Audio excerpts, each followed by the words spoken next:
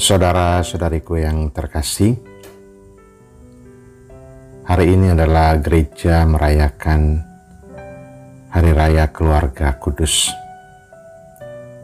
Dan kita semua diajak untuk belajar bagaimana orang bertumbuh dan berkembang dalam iman.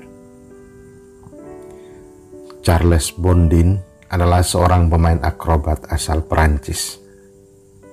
Dia punya keahlian berjalan pada seutas tali.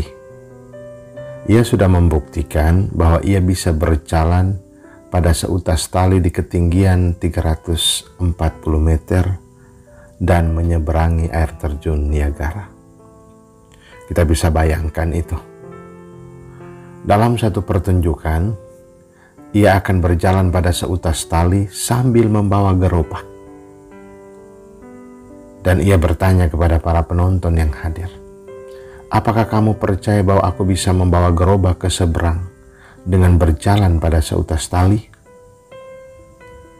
Serentak semua penonton menjawab, "Kami percaya." Lalu ia menantang para penonton, "Kalau memang kamu percaya bahwa aku bisa melakukan, siapa yang bersedia untuk ikut serta dan duduk di dalam gerobak ini?" Seketika itu juga semua penonton terdiam. Saudaraku yang terkasih, semua penonton percaya bahwa Bondin bisa melakukan itu, tetapi mereka tidak yakin untuk ikut terlibat di dalamnya.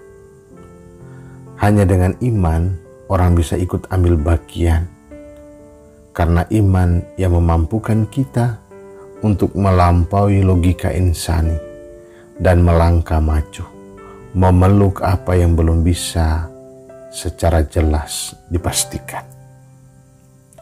Dalam surat Ibrani ditegaskan bahwa iman adalah dasar dari segala sesuatu yang kita harapkan dan bukti dari segala sesuatu yang tidak kita lihat.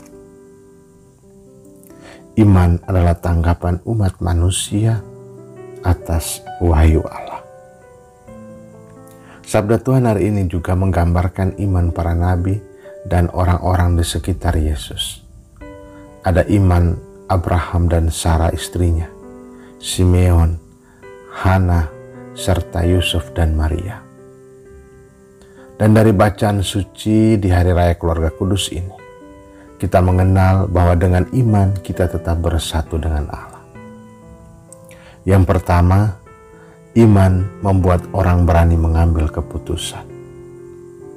Abraham menerima pesan Tuhan untuk meninggalkan kampung halamannya dan pergi ke tanah yang disediakan Tuhan.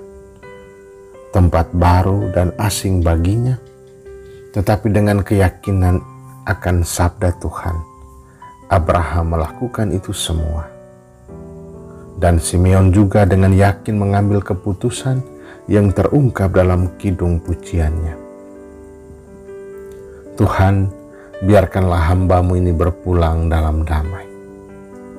Baginya, kebahagiaan di dunia sudah sempurna dengan melihat secara langsung Yesus Sang Mesias. Suatu keputusan yang tidak biasa, karena biasanya saat orang sedang bahagia, orang ingin hidup lebih lama. Tetapi tidak dengan Simeon. Yang kedua, iman membuat orang mengalami hal yang tampak mustahil. Bacaan pertama mengisahkan Sarah hamil di masa tua adalah suatu keniscayaan, tetapi itu sungguh terjadi karena mereka percaya. Bahkan Allah menjanjikan keturunannya akan menjadi banyak seperti bintang di langit dan pasir di pantai. Begitu juga dengan Hana yang setia berpuasa dan berdoa, sehingga akhirnya bisa melihat Mesias dan berkisah tentangnya. Kita belajar dari iman Santo Yohanes Bosco yang mendapat iman lewat mimpi untuk mendirikan gereja besar demi menghormati Bunda Maria.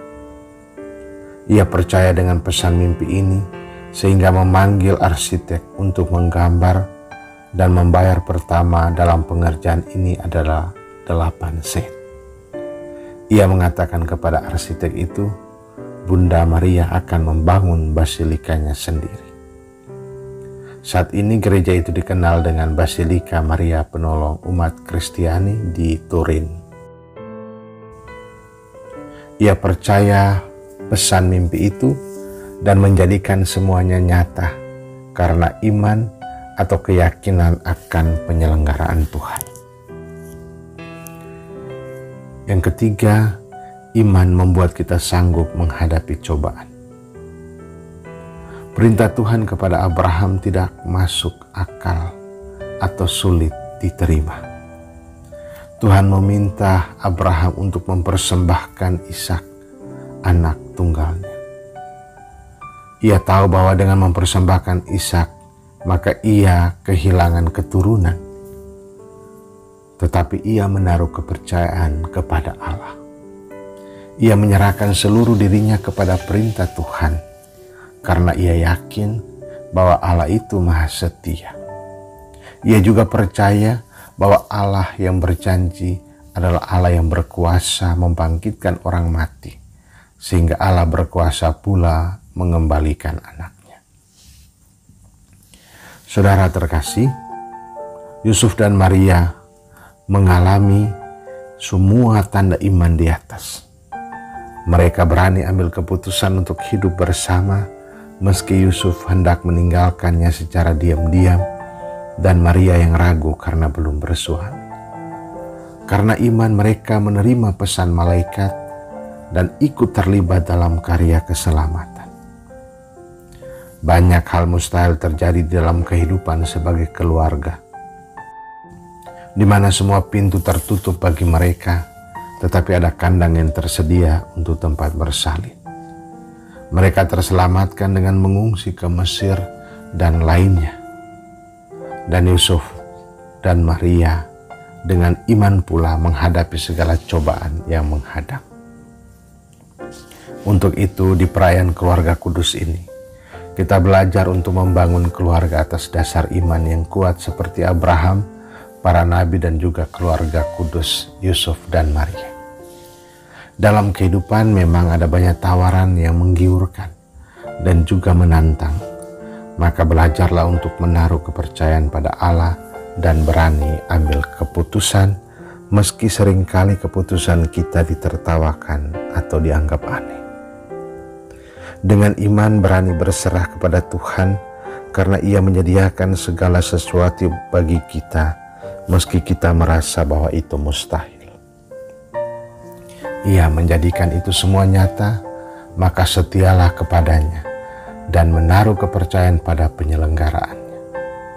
Dan dengan iman kita bahu-membahu dalam kehidupan keluarga untuk menghadapi setiap tantangan dan cobaan. Seringkali cobaan itu menjadi titik untuk melompat lebih tinggi atau berjalan lebih jauh dari sebelumnya. Mari lihat segala sesuatu dengan mata iman untuk menemukan kehendak Allah dalam setiap peristiwa hidup kita.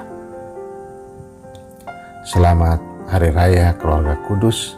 Salam dan berkat untuk keluarga masing-masing dan Tuhan Yesus memberkati kita semua.